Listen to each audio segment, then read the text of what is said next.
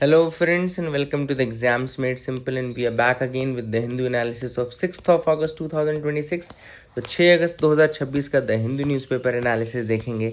I hope आप हमारे साथ बने रहेंगे। Please do like the video. देखो आप लोग लाइक कर रहे हो ना और शेयर कर रहे हो तो उससे हमारा भी कॉन्फिडेंस बढ़ रहा है और इसकी विजिबिलिटी भी बढ़ेगी। तो ऑब्वियस सी बात है, वो भी तो आप चाहते हो ना कि आप को जो चैनल पसंद है वो लोग दूसरों तक पहुंचे। तो आप ही हमारा देखो पीआर हो, आप ही हमारा मार्केटिंग सोर्स हो, सब कुछ आप ही हो। तो please do that from your and. इसको लाइक ज़रूर करें, शेयर ज़रूर करें, कमेंट ज़रूर करें। जितना ज़्यादा से ज़्यादा आप कर पाएंगे that will be beneficial to us and you also. तो स्टार्ट करते हैं आज के एनालिसिस को। आज 6 अगस्त का न्यूज़पेपर है। बहुत अच्छे अच्छे न्यूज़ आर्टिकल्स बताऊंगा, जो हिंदू में है वो ही बताऊंगा, पर जो नहीं है बट प्रीलिम्स के लिए बहुत ज़्यादा इंपॉर्टेंट है वो भी मैं आपको बताऊंगा ताकि आप कुछ भी मिस ना करें। Let's start the analysis. आप वेबसाइट में जाके हमारे नोट्स भी पढ़ सकते हैं जब आप temsis.com जाओगे। मैंने एक भी ऐड वेबसाइट में नहीं रखा है, कहीं कुछ आपको नहीं मिलेगा।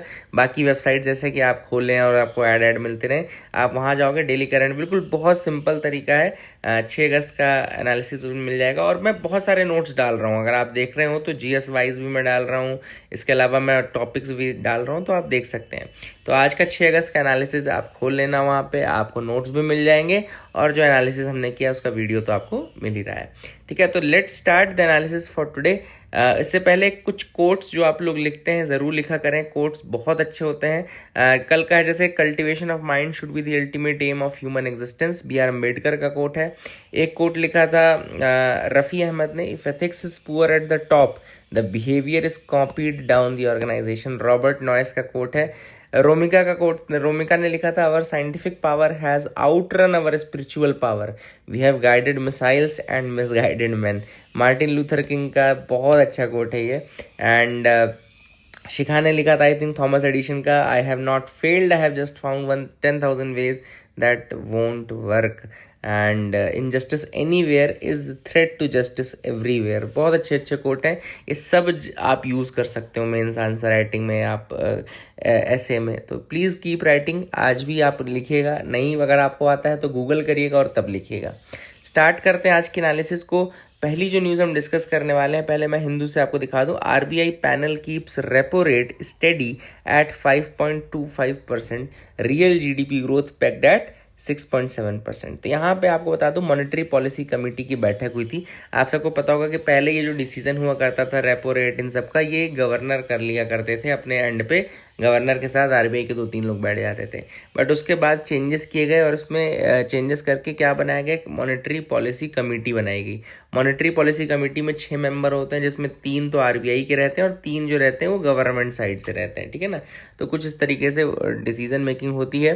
एंड यहाँ पे कल जो रेपो रेट और जो अलग अलग रेट्स हैं, जो पॉलिसी रेट है वो अनचेंज किया गया, यानी कि 5.25% था, उतना ही रखा गया है। ठीक है, अब इस न्यूज़ में आपको 3-4 टर्म्स मिलेंगे, वो मैं आपको बता दूं। पहला टर्म आपको मिलेगा LAF, यानी कि लिक्विडिटी एडजस्टमेंट फैसिलिटी। LAF क्या होता है बेसिकली, एक आरबीआई का क्या करना रहता है, आरबीआई को मॉनेटरी पॉलिसी में क्या करना रहता है, आरबीआई को मॉनेटरी पॉलिसी में या तो मनी मार्केट में डालना होता है या पैसा मार्केट से हटाना होता है। ऑब्वियस सी बात है, क्योंकि उसको इन्फ्लेशन कंट्रोल करना है। जब बहुत इन्फ्लेशन है तो उसको मार्केट से पैसा खींचना पड़ेगा, और अगर इन्फ्लेशन कम नहीं है, मतलब डिफ्लेशन टाइप की सिचुएशन है, तो मार्केट में पैसा डालना पड़ेगा। तो यही 2 काम मॉनेटरी पॉलिसी में होते हैं और इन्हीं को करने के लिए 2 उसके पास मेन हथियार रहते हैं, repo rate and reverse repo rate. ठीक है ना, रेपो रेट मतलब कि आरबीआई कैसे पैसा डालता है मार्केट में, ठीक है, और रिवर्स रेपो रेट मतलब आरबीआई पैसे कैसे बोरो करता है, यानी खींचता है। आरबीआई बोरो करता है, इसका मतलब ये नहीं कि आरबीआई को पैसे की जरूरत है या आरबीआई पैसा नहीं है आरबीआई के पास तो उसको खरीदना पड़ रहा है, वो केवल और केवल मार्केट से पैसा खींच रहा है। तो ये जो फैसिलिटी होती है, ये दोनों, ये आपकी लिक्विडिटी एडजस्टमेंट फैसिलिटी के अंतर्गत आती हैं, टू एब्जॉर्ब द लिक्विडिटी। दूसरा टर्म था SDF, जो आपको न्यूज़ में मिल भी जाएगा। SDF है स्टैंडिंग डिपॉजिट फैसिलिटी। अब क्या होता है, कई बार क्या होता है, जो बैंक्स हैं, बैंक्स के पास अगर बहुत सरप्लस पैसा है, मतलब मार्केट में सपोज बहुत पैसा है, मतलब इतना पैसा है कि कोई लेने वाला तैयार नहीं है। तो अब बैंक के पास जो सरप्लस पैसा है, अगर वो बैंक अपने पास रखेगा तो उसको कुछ नहीं मिलेगा उस पैसे पे। तो आरबीआई इस पे भी एक मदद करता है उनकी। आरबीआई कहता है ठीक है, आपके पास अगर सरप्लस पैसा है ना तो आप वो मेरे पास रख दो, लेकिन मैं इसमें कोई कोलेट्रल नहीं दूंगा आपको, मतलब आपको कोई गवर्नमेंट सिक्योरिटी नहीं दूंगा इस पैसे के बदले में, केवल और केवल इंटरेस्ट दूंगा जितने दिन तक आप पैसा रखेंगे, ठीक है ना। तो ये कहलाती है स्टैंडिंग डिपॉजिट फैसिलिटी, जहाँ पे बैंक्स अपना एक्सेस फंड पार्क कर सकते हैं आरबीआई में कुछ इंटरेस्ट के एवज में, but there will not be any collateral. कोई कोलेट्रल नहीं रहेगा। कोई कोलेट्रल मतलब कि जैसे गिरवी रखना है, जैसे बैंक क्या होता है, आरबीआई जब पैसा लेता है रिवर्स रेपो में तो फिर उनको गवर्नमेंट सिक्योरिटी देता है कोलेट्रल के रूप में, बट यहाँ पे एसडीएफ यानी कि स्टैंडिंग डिपॉजिट फैसिलिटी में कोई कोलेट्रल नहीं होता है, ये याद रखना। तीसरा टर्म जो आपको मिलेगा वो है मार्जिनल स्टैंडिंग फैसिलिटी, एमएसएफ, ठीक है। इसमें क्या होता है, बैंक बोरो कर सकते हैं आरबीआई से when they are short on cash even beyond their normal limit, मतलब जितना लिखी हुई लिमिट है उससे भी ज़्यादा बियॉन्ड में अगर पैसा चाहिए तो वो फिर एक इमरजेंसी फैसिलिटी है, मार्जिनल स्टैंडिंग फैसिलिटी। इसमें हायर इंटरेस्ट रेट पे पैसा ले सकते हैं आरबीआई से हायर इंटरेस्ट रेट पे पैसा ले सकते हैं बैंक्स, एंड ये जो है टॉप रेट रहता है, मतलब ठीक है, इसको याद रखना। एसडीएफ जो है वो फ्लोर रेट है, बहुत कम रेट रहता है, उसमें कोई कोलेट्रल नहीं होता, बैंक डिपॉजिट कर सकता है, लोएस्ट रेट है। Repo rate is the policy rate, main policy rate, and जो सीलिंग इमरजेंसी बोरोइंग रेट है वो है एमएसएफ यानी कि जो हाईएस्ट रेट है। तो I hope you got clarity regarding this news, आपको समझ में आ गया होगा। बहुत ही इंपॉर्टेंट न्यूज़ थी ये और काफ़ी कुछ आपको सीखने को मिला होगा इस न्यूज़ आर्टिकल से भी, तो आपको I hope you got clarity. Meghalaya launches mission to protect clouded leopard. अब ये दूसरी न्यूज़ जो मैं आपको बता रहा हूँ, ये यहाँ पे लिखा है Meghalaya launches mission to protect the clouded leopard. वो मैं आपको यहाँ से दिखा भी देता हूँ, let's see that from this as well. तो यहाँ पे देखो, अभी ये हाउस कमेटी वाली न्यूज़ मैं आपको बताऊँगा थोड़ी देर में, पहले क्लाउडेड लेपर्ड देख लेते हैं। क्लाउडेड लेपर्ड ये आपको दिख रहा होगा स्क्रीन में, दिस इज क्लाउडेड लेपर्ड। इसका साइंटिफिक नेम है नियोफेलिस नेबुलोसा, याद रखिएगा। The clouded leopard is also known as scientifically Neofelis nebulosa. Medium sized wild cat होती है which is native to Himalayan foothills and north east India, याद रखिएगा, Himalayan foothills and north east India. IUCN status का vulnerable है, याद रखिएगा, it is vulnerable in the IUCN status and it is state animal of Meghalaya. ये भी इंपॉर्टेंट टर्म है, एक याद रखना कि स्टेट एनिमल है ये, कहाँ का, मेघालय का। अब जो लॉन्च हुआ है ना मिशन, वो एक्चुअली क्लाउडेड लेपर्ड डे होता है 4 अगस्त को, 4 अगस्त 2026 को इंटरनेशनल क्लाउडेड लेपर्ड डे था, उसी दिन इसको किया गया है। और ये ministry of environment and forest and climate change ने किया है। इसका नाम है clouded leopard conservation action plan, याद रखिएगा, clouded leopard conservation action plan, this is the plan. और ये है under government of India global environment facility. Global environment facility किसका इनिशिएटिव है, यूएनडीपी, याद रखिएगा, यूनाइटेड नेशन डेवलपमेंट प्रोग्राम, मतलब कि global environment facility and UNDP का इनिशिएटिव है ये। उसके साथ minister of environment forest and climate change ने मिलकर के किया है, ठीक है ना। तो I hope you got clarity regarding that as well. Let me search that also for you. एक बार थोड़ा सा मैं ये भी आपको दिखा देता हूँ, ग्लोबल एनवायरनमेंट फैसिलिटी। तो एक बार ग्लोबल इन्वायरमेंट फैसिलिटी देख लीजिए। देखो लिखा है, the global environment facility is a multilateral environmental fund, एक फंड बनाया गया है that provides grants and blended finance for projects related to biodiversity, climate change, international waters, land degradation, POPs, mercury, मतलब जिसमें पीओपीज है, and sustainable forest management, food security, sustainable cities, ये सारी चीज़। इसको स्टैब्लिश किया गया था ahead of 1992 Rio Earth Summit, याद रखिएगा, 1992 के रियो अर्थ समिट के पहले इसको बनाया गया था। It's a type of fund. Location इसका वाशिंगटन डीसी में है, 186 मेंबर कंट्रीज हैं। ये सारी चीज़ें आप याद रख सकते हैं। मेन जो जीईएफ देखता है फाइनेंशियल मैकेनिज्म, नीचे देखो, नीचे लिखा है, एक तो CBD convention on biological diversity, United Nation framework convention on climate change, United Nation convention to combat desertification, Stockholm convention on POPs, Minamata convention on mercury. तो आप देख सकते हैं सारे देखता है। It is also supporting the implementation of Montreal protocol on substances that deplete the ozone layer. तो ये बहुत इंपॉर्टेंट चीजें हैं जो मैंने आपको बताई हैं, ये सारे याद रखिएगा। आई hope you got clarity regarding that. ये हमने देख लिया, ठीक है। आगे देखते हैं और क्या क्या इंपॉर्टेंट न्यूज़ आर्टिकल है जिनके बारे में हमको डिस्कस करना है, तो you can move ahead with me. वैसे यहाँ पे एडिटोरियल पार्ट है, बट मैं अभी आपको थोड़ा सा वेबसाइट से बता दूं जो मैं आपको बताना चाहता था। एक जो न्यूज़ नहीं आई है लेकिन द हिंदू की वेबसाइट में आपको मिल जाएगा, हाउस कमेटी के ऊपर। हाउस कमेटी न्यूज़ में क्यों थी? क्योंकि हाउस कमेटी लोकसभा में 1 मंथ पहले ही मतलब अपना टेन्योर कंप्लीट कर चुकी है, बट अभी भी बनाई नहीं गई है, दोबारा नहीं बनाई गई है, तो it has not been reconstituted yet. तो अब क्या है हाउस कमेटी, मैं आपको बता दूं। हाउस कमेटी देखो लोकसभा और राज्यसभा दोनों में प्रेजेंट रहती है। लोकसभा की मैं हाउस कमेटी की अगर बात करूं, चूंकि अभी लोकसभा की हाउस कमेटी नहीं बनी है, तो अगर लोकसभा की हाउस कमेटी की बात करूं तो लोकसभा की हाउस कमेटी में does not has more than 12 members. It does not have more than 12 member, 12 member से ज्यादा नहीं रहते हैं। They are appointed by the speaker, they are appointed by the speaker. Make sure you remember that, and the term is not exceeding more than 1 year. Their term should not extend more than 1 year. Please make sure you remember that. And a member can be renominated by the speaker to the new house committee. याद रखना, a member can be renominated by the speaker to the new house committee. And अगर इसका nature हम देखें, function देखें, तो it is advisory in nature. The nature and function is advisory in nature.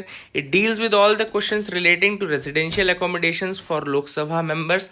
Main इसका जो काम है वो रेसिडेंशियल अकोमोडेशन देखना है लोकसभा मेंबर्स का, ठीक है। वही काम राज्यसभा में भी ये करता है, राज्यसभा में भी यही काम रहता है इनका, रेसिडेंशियल अकोमोडेशन जो रहता है, ये सारी चीज़ें देखने का। And they exercise supervision over facilities, accommodation, food, medical aid and all, ठीक है। तो I hope you got clarity regarding all these things. I hope आपको समझ में आ गया होगा। वैसे अगर पार्लियामेंट की बात करें तो 2 तरीके की मेन पार्लियामेंट्री कमिटीज़ हैं, एक स्टैंडिंग कमेटी है, एक एडहॉक कमेटी है। स्टैंडिंग कमेटी जो होती हैं वो परमानेंट नेचर की रहती हैं, they are reconstituted every year periodically. And एक है आपकी एडहॉक कमेटी जो कि टेम्पररी बेसिस पे बनाई जाती है, जैसे कि फॉर एग्जांपल जॉइंट आप सेलेक्ट कमेटी बना दी गई किसी बिल के लिए नॉल, तो ये आपको याद रखना। I hope you got clarity regarding that as well, समझ में आ गया होगा आपको। अब एडिटोरियल जो है वो है fiscal federalism efficiency versus equity concern. अब बहुत अच्छा ये आर्टिकल है, फिस्कल फेडरलिज्म और efficiency versus the equity concern. तो यहाँ पे जो आर्टिकल में लिया गया है वो 16th फाइनेंस कमीशन को लिया गया है, उसके सजेशंस को लिया गया है। 16th फाइनेंस कमीशन को चेयर किसने किया? तो अरविंद पानगरिया ने किया, याद रखना। And they have submitted there report covering 2026 to 31, 2026 से 31 के लिए इन्होंने अपनी रिपोर्ट सबमिट कर दी है, ठीक है। 16th फाइनेंस कमीशन ने मेन जो वर्टिकल टैक्स डिवोल्यूशन है, मतलब कि सेंटर से जो स्टेट को जाने वाला टैक्स डिवोल्यूशन है, वो 41% पे रखा गया, याद रखा। And they have fundamentally restructured the grantinets. Main जो इस बार रिस्ट्रक्चरिंग हुई है, टैक्स डिवोल्यूशन तो लगभग इतना ही था 41%, तो इस बार 41% है, लेकिन जो मेन चेंजेस हैं वो ग्रांट इन एड्स में किए गए हैं। और किस तरीके से किए गए हैं उसके बाद काफ़ी डिबेट उठ रहा है इक्विटी और एफिशिएंसी को लेकर के। तो क्या क्या चीज़ें हैं हम देख लेते हैं। पहले तो फाइनेंस कमीशन का बेसिक है, आपको पता होगा कि कॉन्स्टिट्यूशनल बॉडी है, आर्टिकल 280 280 के अंदर बनाई जाती है। There are appointed every 5 years by the president. Mandate इसका रहता है to recommend the distribution of net tax proceeds between centre state, जिसको वर्टिकल बोलते हैं, एंड अमंग द स्टेट्स, जिसको हॉरिजॉन्टल बोलते हैं। तो मेनली इसका काम क्या रहता है? नेट टैक्स प्रोसीड कितना जाएगा from centre to states, vertical devolution कितना है, एंड अमंग द स्टेट्स जो हॉरिजॉन्टल कितना है। ग्रांट इन एड्स के प्रिंसिपल्स को भी ये डिफाइन करते हैं आर्टिकल 275 के अंतर्गत, याद रखना। आर्टिकल 275 ग्रांट इन एड्स को ये डिफाइन करते हैं कितना क्या रहेगा। Historically they function as a corrective equalising institution. Main इनका काम रहता है कि सारे स्टेट्स किसी को नुकसान ना हो, इक्वलाइजिंग इंस्टीट्यूशन के रूप में काम करते हैं। अब अपन देखते हैं कि क्या क्या पैरामीटर्स हैं जो चेंज किए गए हैं from finance commission 15 to finance commission 16। तो सबसे पहले देखो टैक्स डिवोल्यूशन 41% था, 41% ही रखा गया है। Grant in aids 10.1 lakh crore थी, 9.47 लाख करोड़ कर दी गई है, ठीक है ना। एंड ये इंपॉर्टेंट है। इनकम डिस्टेंस वेट जो था वो पहले 45% था, अब 42.5% है। इनकम डिस्टेंस मतलब कि जो हाईएस्ट अर्न करने वाला स्टेट है और जो लोएस्ट अर्न करने वाला स्टेट है उसमें कितना डिफरेंस है, तो अब बेसिकली उसको भी कम कर दिया गया है। And all this things are there. लोक नेट, ये आपका याद रखना। जीडीपी कंट्रीब्यूशन वेट जो था वो पहले प्रेजेंट नहीं था, अब 10% कर दिया है। जीडीपी कंट्रीब्यूशन पहले प्रेजेंट नहीं था, अब 10% कर दिया है। एंड लोकल बॉडी एलोकेशन जो है वो 7.2 लाख करोड़ पर रखा गया है। तो चेंज क्या क्या किया गया देख लेते हैं। एलिमिनेट क्या हुआ? रेवेन्यू डेफिसिट ग्रांट्स जो है वो एलिमिनेट कर दी गई हैं। ये ग्रांट एक एलिमिनेट करना बहुत बड़ी बात होती है। सेक्टर स्पेसिफिक ग्रांट एलिमिनेट कर दी गई है, स्टेट स्पेसिफिक ग्रांट एलिमिनेट कर दी गई। तो कुल मिलाकर के आप देखो जो ग्रांट वाला पोर्शन है, ग्रांट क्या होता है आपको पता है ना, जैसे मान लो किसी स्टेट के पास पैसा नहीं है तो सेंटर ने कुछ पैसा दे दिया, इसको ग्रांट बोलते हैं, मतलब इंटरेस्ट फ्री हुआ आपको दे दिया।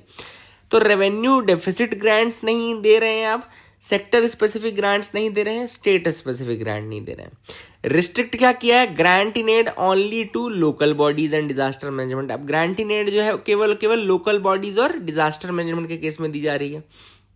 दे have also reduce the income distance weight, जो मैंने आपको बताया कि इक्विटी क्राइटेरिया जो है इनकम डिस्टेंस वो भी रिड्यूस कर दिया है। और अब जीडीपी कॉन्ट्रीब्यूशन वेट इन्होंने एक नया इंट्रोड्यूस कर दिया, ठीक है। इसके अलावा अब आप देखो उन्होंने बोला कि सेस एंड सरचार्ज जो है उसको डिविजिबल पूल में डाल देंगे in exchange for states accepting a lower devolution share. मतलब आप देखो यहाँ पे स्टेट्स अगर लोअर डिवोल्यूशन शेयर एक्सेप्ट करते हैं तो सेस एंड सरचार्ज को डिविजिबल पूल में डाल दिया जाएगा, ठीक है। इसके अलावा ग्रांट जो है लोकल गवर्नमेंट को भी परफॉर्मेंस बेस्ड दी जाएगी। तो अब यहाँ पे कोर क्रिटिक क्या है, कोर क्रिटिक ये है कि भैया अगर आप रेवेन्यू डेफिसिट ग्रांट्स हटा दोगे, जो ग्रांट्स हटा रहे हो आप, अब आप क्यों हटा रहे हो, आप बोल रहे हो फिस्कल डिसिप्लिन के लिए। फिस्कल डिसिप्लिन मतलब कि पैसे का हम सही यूटिलाइजेशन कर सकें, सही से पैसा बहुत ज़्यादा ना खर्च हो, इसको फिस्कल प्रूडेंस भी होता है, इसी का एक टर्म होता है। वो सारे टर्म्स भी आपको मैंने वेबसाइट पे लिखे हुए हैं, आप देख लेना, ठीक है ना। तो उनका ये कहना है कि भाई हम फिजिकल डिसिप्लिन के लिए जा रहे हैं, लेकिन फिजिकल डिसिप्लिन के लिए जाओ लेकिन स्टेट्स को बर्डन तो मत करो। ऑलरेडी आपने टैक्सेशन में इतना जीएसटी वेस्टी करके पूरा सेंटर के पास पावर दे दी है, स्टेट से तो हटा ही दी है, ठीक है। तो all this things are there. इसके अलावा ऑथर ने कहा कि अब जो है ये कह रहे हैं कि भैया ओवरऑल सारे स्टेट्स का एग्रीगेशन फैलेसी, इनका कहना है कमीशन ने जो देखा है स्टेट के जो फाइनेंस देखे हैं वो पूरे सारे स्टेट्स के मिला के एक साथ देखे नंबर, एवरेज नंबर देखे हैं, तो वो उनको हेल्दी दिख रहे हैं। बट इंटर स्टेट डिस्पैरिटी इतनी ज़्यादा है इंडिया में कि आप एग्रीगेशन फैलेसी में नहीं पढ़ सकते। आप सारे स्टेट्स का टोटल करके देखोगे तो सब कुछ ज़्यादा दिखेगा, भाई महाराष्ट्र भी है, तमिलनाडु भी दिख रहा है, कर्नाटका भी मिल रहा है, लेकिन वहीं पर आपको ऐसे स्टेट भी तो मिल रहे हैं जो नॉर्थ ईस्ट स्टेट हैं, जो वेस्ट बंगाल है आपका, जैसा कि बिहार है, तो ऐसे स्टेट्स भी तो हैं। तो डिस्पैरिटीज बहुत ज़्यादा हैं और ऐसे में जो स्टेट्स डेफिसिट में चल रहा है वो फिर कोप अप नहीं कर पाएगा। तो दैट इज़ द थिंग। इसके अलावा ऑथर ने कहा कि एक तो टैक्स डिवोल्यूशन कम है, उसके अलावा आपका रेवेन्यू डेफिसिट ग्रांट्स नहीं है, तो कुल मिलाकर के ये डबल बर्डन है जो स्टेट्स पे पड़ रहा है, ठीक है। तो डबल बर्डन है जो स्टेट्स पे पड़ रहा है। एंड वही ऑथर ने कहा जो 41% का शेयर है, 18 स्टेट्स ऐसे थे जिन्होंने डिवोल्यूशन बढ़ाने की बात की थी और कहा था कि 50% तक कर देना चाहिए, but it was not accepted. तो that is the thing which is important.